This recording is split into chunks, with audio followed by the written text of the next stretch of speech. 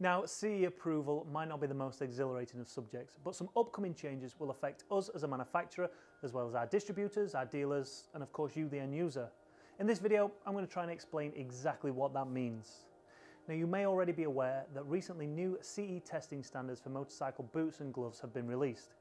What you might not be aware of is the new testing standards for jackets, jeans and one-piece suits that's also under development and close to being finished. These new standards are part of a push to ensure as many motorcyclists across Europe are protected when riding and can easily identify products that are designed with a safety priority versus so-called motorcycle fashion products.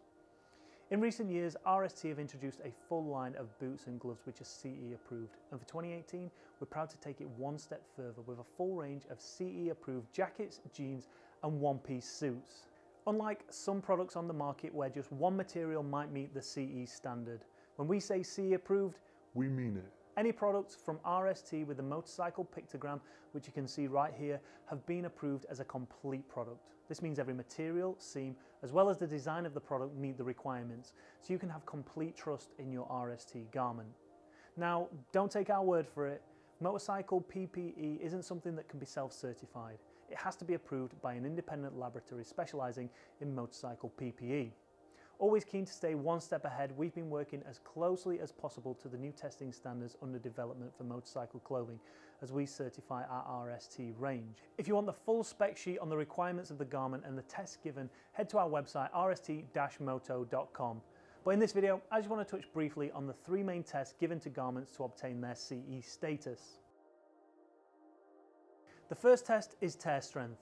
The material used in the garment is placed in a testing rig which clamps two ends of the material and applies opposing pressure to try and tear it. Depending how much pressure is applied to the material will determine its rating. As you can see on the table, certain zones of the garment need to be able to handle greater forces. So while we're at it, let's take a look at the different zones. Zone 1 areas, for instance, are the areas of the garment which are most likely to be the first contact point in the event of an accident: elbows, shoulders, knees and the hip area. Zone 3 are those areas less likely to be struck in an accident, i.e. the chest area and the inside leg, and Zone 2 is pretty much the rest of the suit. The second test is an abrasion resistance test. This tests a sample piece of material which is dropped onto a belt sander, and the test will end when the material has worn through.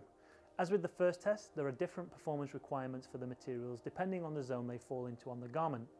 In the table you can see the minimum times the sample needs to withstand to receive a pass.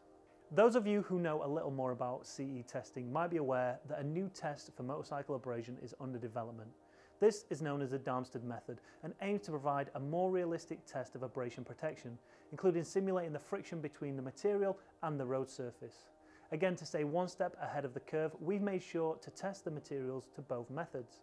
Oh, quick side note. You can see from the development of the shoulder protection on our race suit, we've researched materials with a lower coefficient of friction than leather, and we found that having the TPU or the carbon slider actually helps dissipate energy away from the rider, reducing the risk of injuring that collarbone. Carry on, Chris. The final test is the seam strength test. Again, similar to the tear strength test, this measures the strength of a seam. All seams on RST garments are either double or triple stitched with the highest quality bonded nylon thread to ensure the strongest possible seam. Below are the figures the seam needs to withstand to be able to receive either an A, a AA or a AAA rating. Another great feature we have on our garments, and one that keeps our safety standards so high, is that we ensure that at least one seam is always protected by an outer shell of material. So it is the material that makes initial contact with the road and not the seam directly. A garment will only receive a rating based upon its lowest scoring. For instance, if it passes all the tests to a AAA standard, but one component only receives an A, then the garment will receive an A rating. That right there is CE and the new CE testing standards in a nutshell. We're proud of our safety record here at RST and being at the sharp end of development when it comes to safer motorcycle clothing.